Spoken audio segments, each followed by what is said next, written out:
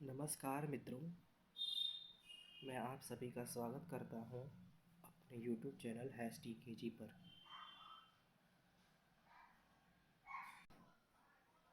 आज हम आपसे बात करने वाले हैं CUET एग्ज़ाम के बारे में, जो कि 2022 में हुए हैं। CUET एग्ज़ाम्स हो तो शायद कई समय से रहे हैं, और 2022 में होने वाले एग्ज़ाम में देश की कई सारी नामी यूनिवर्सिटीज़ इससे जुड़ गई हैं। पर जो CUET एग्ज़ाम का ऑब्जेक्टिव था, जो हमें बताया गया था कि इस एग्ज़ाम की मदद से पूरे देश के कॉलेज एक ही प्लेटफॉर्म पर आ जाएंगे और बच्चों को एक ही फॉर्म भरना पड़ेगा हर यूनिवर्सिटी में दाखिला लेने के लिए। पर ऐसा हुआ नहीं, हम लोगों को धोखा दिया गया। एक तरह से यूँ कहें कि हम लोगों को ठगा गया, स्कैम हुआ है बहुत बड़ा। कैसे, आइए डिस्कस करते हैं। तो मैं क्यों कह रहा हूँ कि हम लोगों के साथ स्कैम हो गया। आप देख सकते हैं, जब मैं CUET का रजिस्ट्रेशन कर रहा था, तब बोला गया था कि आपकी सिर्फ 800 फीस लगेगी। पर मैं EWS कैटेगरी से मैंने फॉर्म अप्लाई किया था, तो मेरे 600 रुपये लगे।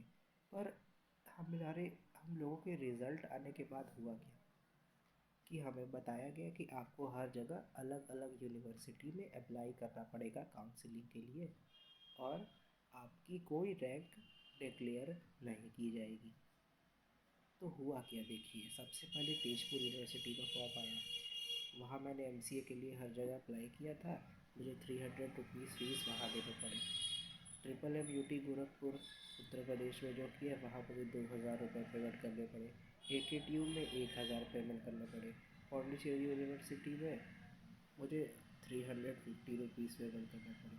और हुआ क्या यहाँ पर कि 100 रुपीज़ में MBA भी भरा था इस एग्ज़ाम पे, तो 100 रुपीज़ मैंने MBA के लिए भी एक्स्ट्रा पेमेंट किए। और फिर BBA यूनिवर्सिटी लखनऊ, वहाँ मैंने 200 रुपये पेमेंट किए। सेंट्रल यूनिवर्सिटी हरियाणा में 300 रुपये पेमेंट किए। BHU में 200 रुपये, और सिर्फ एक यूनिवर्सिटी थी जो कि मध्य प्रदेश में, डॉक्टर हरी सिंह गौर, जहाँ पर रजिस्ट्रेशन फीस नहीं थी। तो आप टोटल देख सकते हैं, 4350 रुपये मेरे फूक गए, फूक दिए मैंने एक तरह से। मजबूरी थी, क्या करेगा इंसान। और सर्टिफिकेट्स भी मुझे बनवाने पड़े। मेरे पास EWS का सेंटर का सर्टिफिकेट था, जो मैंने कई महीने पहले बनवा लिया था, पर उसका 500 लगा था। पर अचानक से मुझे पता चला कि यूपी में जो सर्टिफिकेट्स लगेंगे वो स्टेट के सर्टिफिकेट लगेंगे। तो मुझे इतनी जल्दी बनाना पड़ा कि एक दिन पहले मैंने स्टेट का सर्टिफिकेट बनवाया। तो वहाँ मेरा तहसीलदार तो मुझसे बहुत ज़्यादा पैसे मांग रहा था। तो मैं उससे बात की, तो वो किसी तरह से 900 1000 के आसपास मान गया। तो अब देखिए कि मेरे टोटल कितने पैसे लग गए, 5750 रुपये। मैं आपको ये सब बातें इसीलिए बता रहा हूँ कि अगर CUET का एग्ज़ाम 2023 में भी होगा, तो आपको तैयार रहना पड़ेगा कि आपको इतने पैसे तो फूकने ही हैं अपने। क्योंकि अगर कई सारी बड़ी यूनिवर्सिटीज़ इस बार, हो सकता है इनके इस रवैये से नाराज़ हों, तो वो लोग अपने आप को डिज़ोल्व करा लें, वो लोग अपना हाथ खींच लें, वो लोग बोले कि नहीं, हम अपनी ही एग्ज़ाम अलग से कराएंगे। अब डिस्कस कर लेते हैं इन लोगों ने ऐसा किया क्यों होगा।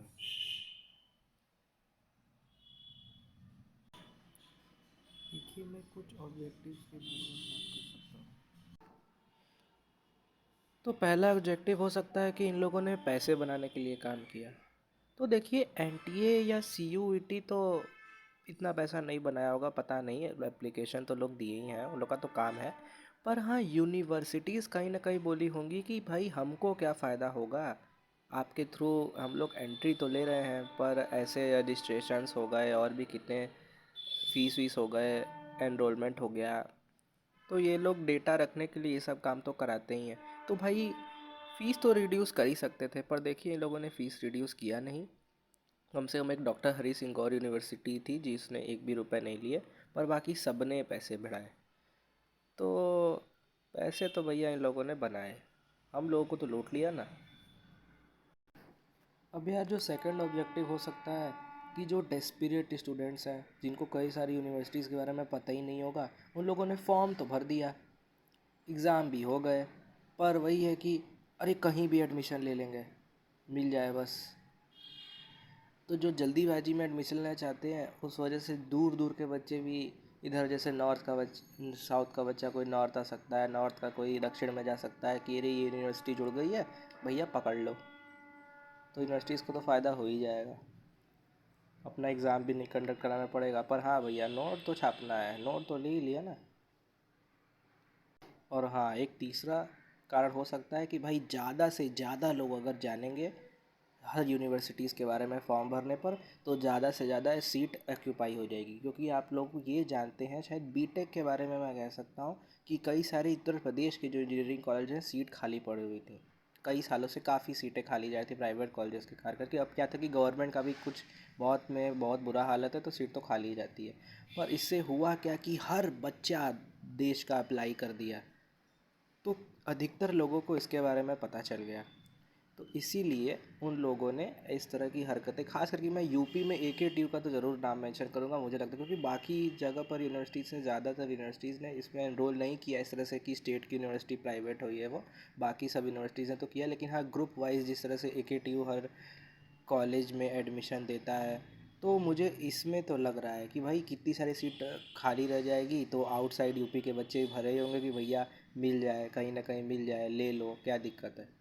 तो इन लोगों का ऐसा कुछ मंशा मुझे लग रहा है। पर आप बोलोगे भैया ये सब अब डिस्कस करने का क्या फ़ायदा, आप तो फंस गए ना। अब हम लोग के लिए कुछ फ़ायदे की बात बताओ कि हम लोग अगले साल के अगर बच्चे हैं तो क्या करें। तो अगर नेक्स्ट ईयर से ये एग्ज़ाम होगा, अगर होगा, सारी यूनिवर्सिटीज़ ऐसे ही जुड़ी रहें, तो आप क्या एक्सपेक्ट कर सकते हो कि आपको ये देना चाहिए कि नहीं देना चाहिए। तो देखो, जनरल कोर्सेज़ के लिए तो हाँ ठीक है, कह सकते हैं। पर पर ये बहुत ज़्यादा ज़रूरी है अपने दिमाग में ध्यान रखना कि CUET के साथ हुआ क्या, शेड्यूल कैसा था। ये एग्ज़ाम मई में प्लान किया गया था, मैंने शायद मई या जून के आसपास तक फॉर्म फिल कर दिया था। हुआ क्या, पेपर डिले हो गए सितंबर तक। 3 सितंबर को मैंने अपना पेपर दिया। और आप खुद सोचो, अभी मैं आज वीडियोस बना रहा हूँ, अभी तक मेरा एडमिशन नहीं हुआ है।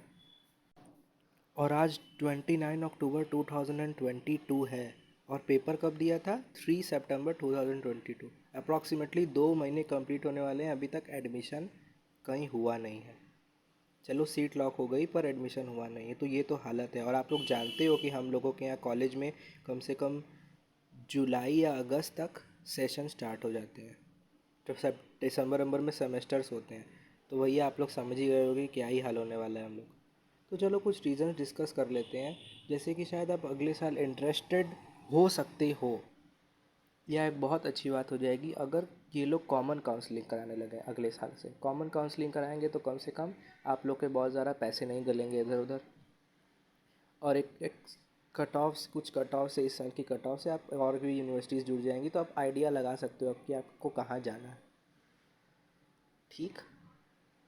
उसके बाद आप एक रीज़न देख सकते हो कि आपको ध्यान से फॉर्म भरने की ज़रूरत है, सोच समझ कर कि भैया यूनिवर्सिटीज़ में जा क्यों रहे हैं, कुछ फ़ायदा वायदा होगा, कुछ प्लेसमेंट मिलेगा, तो उसके बेसिस पर ही उस जगह पर फॉर्म भरना, अच्छे से डेटा वेटा देख कर। हम लोग तो भैया इस बार सहन कर चुके, और कई सारे डेटा आप लोगों से डिस्कस करते ही रहेंगे, तो आप लोग को अगली बार आइडिया मिल जाएगा कि क्या करना है क्या नहीं, इधर उधर ज़्यादा दौड़ना नहीं पड़ेगा। और इस साल के कट ऑफ से तो फ़ायदा हो ही सकता है। Cut off list, merit list, कहीं ना कहीं आप लोग को आइडिया लग जाएगा कहाँ से कहाँ तक एडमिशन लिए बच्चे, छोड़े सीट। और एक बहुत बड़ा रीज़न कि शायद आप अगले साल ये एग्ज़ाम दो ही ना, क्योंकि मुझे तो लगता है 99% चांस है। तो यार BHU और JNU बिल्कुल एग्ज़िट कर सकते हैं, जैसा कि मैंने कहा 99% चांस है। क्योंकि JNU ने तो वैसे ही शिकायत कर दी है। उन लोगों की एक कहीं न्यूज़ आउटलेट मैंने देखा था, उसमें साफ लिखा हुआ था कि आप जो इकोनॉमिक्स का पेपर लिए हैं, सी यू ई टी वालों पे हम लोगों ने इल्ज़ाम लगाया कि आप लोगों ने जो इकोनॉमिक्स का पेपर लिया है वो इतनी ख़राब ढंग से लिया है, कोई उसकी पेपर की क्वालिटी नहीं थी, और ऐसे ऐसे बच्चे हम लोगों के यहाँ पर आके पढ़ेंगे, और हम लोग ऐसे ऐसे बच्चों का एडमिशन नहीं लेना चाहते, हम लोग ऐसे बच्चों को एंट्री नहीं देते, बहुत थिंकिंग एबिलिटी ख़तरनाक होती है जब JNU का पेपर होता है। तो ऐसे ऐसे रीज़न्स दे के वो लोग इससे छुटकारा पाना चाह रहे थे, लेकिन क्या करें, इतना समय बिता दिए तो शायद बच्चों को, उन लोगों को एंट्री देनी ही पड़े। और यही सेम केस BHU का भी है। तो इसीलिए मुझे चांस लग रहा है कि अगले साल ये सारी यूनिवर्सिटीज़ एग्ज़िट कर सकती हैं आराम से। और आप लोगों को ये भी देखना कि होगा कि अगर JNU और BHU ही इसमें से हट गई तो फिर इसमें बचेगा ही क्या, है ही क्या, जो लोग इतना इंटरेस्ट दिखाएंगे इस एग्ज़ाम में। तो हो सकता है। और फोर्थ पॉइंट की अगर हम बात करूँ, तो अगर आप MCA करने वाले हो और आप निमसेट की तैयारी, जैसे अभी तो कुछ ही महीने बचे हुए हैं, पर जो निमसेट की तैयारी है, मैं तो चाहूँगा एकदम स्ट्रांग करो, आपका सिलेक्शन ज़रूर हो। पर अगर आप कहीं ना कहीं प्लान कर रहे हो कि मुझे इतनी फ़ीस नहीं देनी है, या और मैं नीचे के कॉलेज ले लूँगा, बाकी जैसे HBTU कानपुर भी निमसेट के थ्रू मिलता है, IPU यूनिवर्सिटी भी मिल जाती है, हैदराबाद यूनिवर्सिटी मिल जाती है। पर अगर इस एग्ज़ाम हुआ और ये सारी यूनिवर्सिटीज़ जुड़ी रहीं तो कट ऑफ के लिए आप लोगों की मदद हो जाएगी। जो मैं इस साल कई जगह पर भरा हुआ हूँ फॉर्म, तो उससे जो भी PDF फाइल्स और जो भी MCA की लिस्ट जनरेट हो रहे हैं उनको मैं एक जगह रख दूँगा। उससे आप लोग कट ऑफ भी काफ़ी हद तक पता कर सकते हैं, और मैं डेडिकेटेड वीडियो आगे डिस्कस करता रहूँगा, लाता रहूँगा, जिससे समझ में आएगा कि कौन यूनिवर्सिटीज़ कहाँ पर रैंक की MCA के हिसाब से। ठीक है, तो आप लोग की शायद इससे काफ़ी मदद हो जाए। और बाकी अभी तो काफ़ी काउंसलिंग चल रही है, तो सारी MCA मेरिट लिस्ट इकट्ठी होंगी, तो हम लोग उसको एक जगह पर पोस्ट करते रहेंगे, तो उससे काफ़ी मदद होगी। और आप लोग एक काम ये कर सकते हैं कि अधिक से अधिक लोग जो इस अगले बार अभी एग्ज़ाम होने वाला है, तो जब शायद फॉर्म वॉर्म आए भरें, तो आप लोग ज़रूर मेल करके भर भर के ये रिक्वेस्ट ज़रूर करिएगा कि सर प्लीज़ कॉमन काउंसलिंग कराएं, कॉमन काउंसलिंग कराएं। क्योंकि प्रोस्पेक्टस में लिखा तो नहीं रहता है, पर ये लोग हम लोग का गेम बजा देते हैं। तो यही रिक्वेस्ट कर सकते हैं, अगर कॉमन काउंसलिंग हो तो बहुत अच्छी बात है अगले बार। क्योंकि इस बार भी कई लोगों ने बात तो की ट्विटर कैंपेन चलाने की और क्या क्या किया, पर इन लोग के कान में जूं तक नहीं रेंगी, ये लोग बिल्कुल सुनते नहीं हैं। मेरा खुद फॉर्म में शायद प्रॉब्लम हो गई थी स्टार्टिंग में, या मैं कुछ कंफर्मेशन के लिए इन लोगों को मेल भेजता था, जबकि उसमें कुछ प्रॉब्लम नहीं थी, कुछ और यूनिवर्सिटी ऐड हो गई थी, और फिर बाद में वो शो नहीं हो रहा था। पर इतना मैंने मेल भेजा, लेकिन इन लोगों ने एक भी रिप्लाई नहीं दिया। तो सर्विस तो बहुत ही ख़राब है, खास करके NTA वालों की।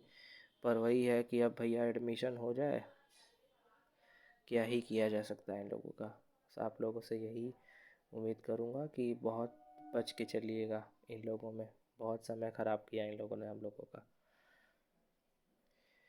तो चलिए ठीक है, इस वीडियो के लिए इतना ही।